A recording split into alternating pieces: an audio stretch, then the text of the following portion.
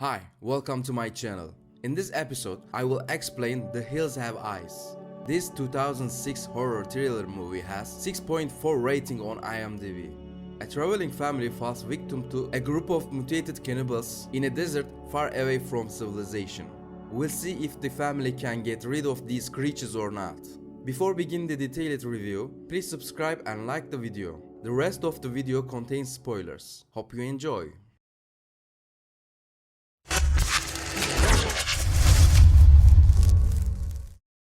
The film begins with three men testing for radioactivity in the New Mexico desert.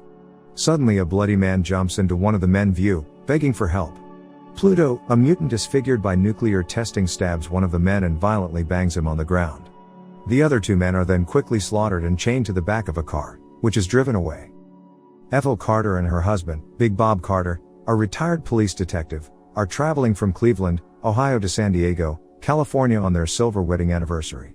Also present is their daughter Brenda, son Bobby, eldest daughter Lynn, her husband Doug Bukowski, their baby daughter Catherine, and the German shepherds, Beauty and Beast. While Big Bob talks to the gas station manager, we see a mutant grab Bobby's red sweatshirt out of the car and run off.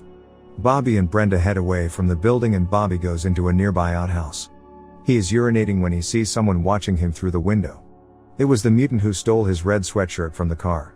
After believing one of the family has seen the contents of the holdall, the attendant tells Bob of a shortcut through the hills which is actually the secret trap. After driving a few miles along the shortcut, the tires are punctured by a hidden spike belt and the truck's wheels burst, causing the truck to crash into a nearby ditch. Bob walks back to the gas station for a tow truck, and Doug walks the opposite way to get help. Meanwhile, the remaining members of the family are being watched by someone through a pair of binoculars. Beauty runs off into the hills and Bobby chases after her, eventually finding her gutted corpse. Frightened and distraught, Bobby runs off, but slips and falls, knocking himself unconscious. A young female mutant named Ruby, who had stolen his sweatshirt, comes across him and is intrigued by him, while her brother Goggle chews over the dead dog. Later, Bob finally makes it to the station and finds the hysterical gas station attendant, who commits suicide by shooting himself in the head. In fear, Bob tries to flee from the scene in a car.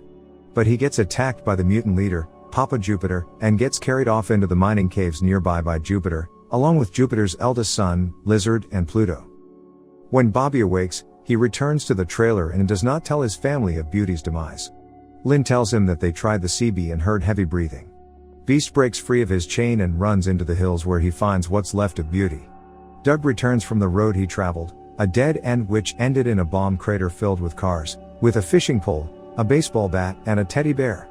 Bobby is worried about his father who has not yet returned. Doug promises Bobby they will search for Bob if he does not return by midnight. As they try to sleep, Pluto sneaks into the trailer, finds Brenda, and attempts to rape her. Outside the trailer, Bobby wakes up Lynn and Doug, telling them about the people in the hills, and of Beauty's death. Inside, Pluto holds Brenda down and prevents her from screaming. The others are about to discover Pluto when suddenly, an explosion in the distance draws their attention. Discovering that Bob has been tied to a tree and set on fire, Doug runs into the trailer to fetch a fire extinguisher as Lizard slips inside unnoticed. As everyone unknowingly leaves the helpless Brenda alone with the two violent men, Lizard notices Pluto's unsuccessful efforts to rape Brenda. Furious, he throws Pluto off and does it himself. Pluto then sees Catherine in her crib and observes her as Lizard continues to rape Brenda. Doug manages to put out the fire, and unties Bob, already dead, while Lynn returns to the trailer to see why Brenda is screaming and is greeted by Lizard, holding baby Catherine and Big Bob's gun while Pluto is holding Brenda. After Lynn hits him with a frying pan, Lizard disarms her and threatens Catherine with the gun. He forces open Lynn's blouse and sucks the milk from her breasts. Ethel enters with a large flat rock, attempting to pulverize Lizard, but Pluto calls out to warn him.